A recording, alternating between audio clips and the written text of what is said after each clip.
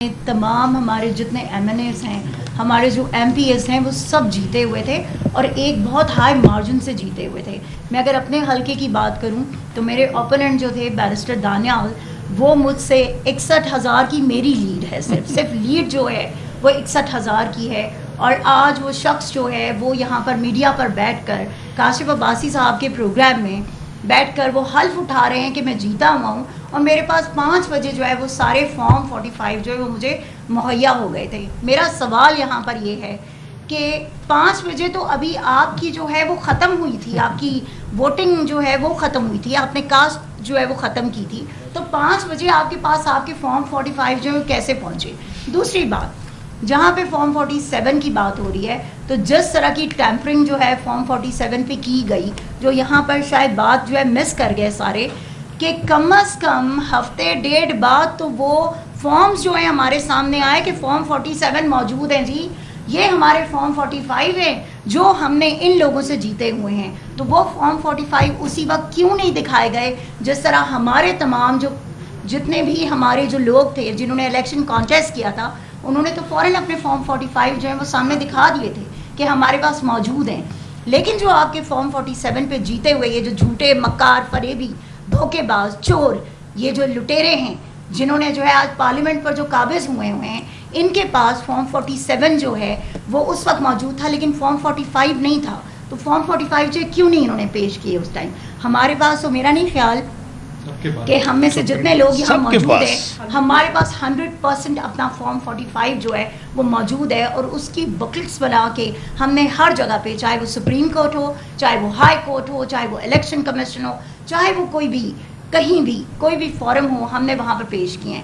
Even social media پہ ہم سب کے فارم 45 جو ہے وہ موجود ہے. اور 2 دن میں پیش کر دیے ہم نے، 10-11 فروری تک سب فوراً پیش ہم نے کر دیے تھے. تو سوال یہ بنتا ہے کہ اگر ان کے پاس فارم 45 موجود تھے تو وہ پہلے کیوں نہیں انہوں نے دکھائے، اور کیوں ان کو اتنا ٹائم لگا ان کو اپلوڈ کرنے میں؟ اور پھر جب وہ اپلوڈ کیے جاتے تو ماشاءاللہ جب لوگ جو ہیں اس پہ کامنٹ کرتے ہیں تو فوراً سے پہلے اس کو دوبارہ جو ہے وہ وہاں سے ریموو کر دیا جاتا ہے. تو یہ وہ کوسچنز ہیں جو میڈیا کو کرنے چاہیے. دوسری چیز، الیکشن کمیشن ہمارے کمشنر راولپنڈی کی بات ہو رہی تھی. آج دن تک لیاقت چٹھا صاحب جو ہے انہیں کیوں نہیں پیش کیا گیا؟ کیا کبھی کسی ادارے نے یہ پوچھنے کی جرت کی کہ وہ کہاں ہیں؟ کیوں انہیں پیش کیا نہیں جا رہا؟ جبکہ راولپنڈی ڈویژن کے سب سے بڑے گواہ جو ہیں وہ ہمارے کمشنر راولپنڈی تھے. اور جنہوں نے یہ بیان جو ہے وہ لائیو دیا تھا، تمام میڈیا وہاں پر موجود تھا جب انہوں نے یہ کہا تھا کہ مجھے خطرہ ہے لیکن میں نہیں چاہتا کہ میں حق سچ کہے بغیر جو ہے میں اس دنیا سے چلا جاؤں. تو میرے خیال میں اب یہ وقت آ چکا ہے کہ قاضی فائز عیسیٰ صاحب کو، جن کے خلاف ہم نے عدم اعتماد کی پٹیشن جو ہے وہ ہم نے دائر کی ہے، ان کو اب اس سے سائٹ پہ ہو جانا چاہیے. اور ایک ایسا جو ہے وہ ایسے بینچ بننا چاہیے، ایسے بینچ کو ہماری پٹیشنز پہ جو ہے وہ بات سننی چاہیے اور سماعت کرنی چاہیے کہ جن کا اس سے کوئی تعلق نہ ہو، کیونکہ ہمیں قاضی فائز عیسیٰ صاحب پر بالکل اعتماد نہیں ہے. تھینک یو سو مچ. جی میں ایک بات میں یہی عرض کرنا چاہوں گا، بڑی زیادتی ہوگی اگر ہم کراچی کی بات نہ کریں. ہم پنجاب کا ذکر تو بہت کرتے ہیں. سب سے بڑا ڈاکہ شاید اگر بطور شہر کہیں پڑا ہے تو وہ کراچی شہر ہے. وہاں پہ کم از کم ہم کہتے ہیں ہمارے 18 MNA جو ہیں ان کو محروم کیا گیا، جہاں اور 40 کے قریب MPA جس کے ووٹ 10,000 تھے اس کو 1,10,000 کر دیا گیا. ایسا بڑا ڈاکہ شاید پورے پاکستان میں کہیں نہیں پڑا. میں اپنے حلقے کی بات کرتا ہوں، دیگر حلقوں کی بات کرتے ہیں، لیکن ایک لمحے کے لیے بھی ہمیں کراچی کو نظر انداز نہیں کرنا چاہیے. کراچی میں ایک بہت بڑا ثانیہ ہوا ہے، عوام کے ووٹ کو مسترد کیا گیا ہے، اور کراچی کی جنگ بھی ہم اسی طرح لڑیں گے جیسے پنجاب کی جنگ اور دیگر صوبوں کی جنگ ہم لڑتے ہیں. شکریہ. رائے صاحب نے ایک بات کہی ہے، ایک بات میں نے اور کہنی ہے کہ پاکستان بھر میں تقریباً فارم 45 کے مطابق ہمارے 200 MNAs MPs جیتے ہوئے ہیں. پنجاب میں تقریباً 150 MNAs MPs فارم 45 کے مطابق جیتے ہوئے ہیں.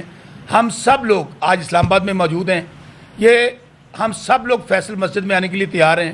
اگر میاں نواز شریف اور مریم بی بی جو دونوں ہارے ہوئے ہیں، اگر یہ فیصل مسجد میں قرآن پاک پہ آ کر حلف دے دے قوم کے سامنے، ہم اپنی پٹیشنز واپس لے لیں گے. اور بلوچستان کی بھی ایک بات کر لوں، بلوچستان میں بھی جو سالار کاکڑ والی سیٹ تھی، بہت ساری سیٹیں ہم وہاں جیتے ہیں. وہاں جو 8ویں نمبر والا بندہ تھا جو withdraw کر چکا تھا اس کو جتوایا گیا، جو فرسٹ پوزیشن والا ہولڈر تھا جس کے 4000 ووٹ تھے اس کو جتوایا گیا، جس کے 32,500 ووٹ تھے ہمارے سالار کاکڑ کے اس کو ہروا دیا گیا، یعنی بیچ والے سارے نکال دیے گئے۔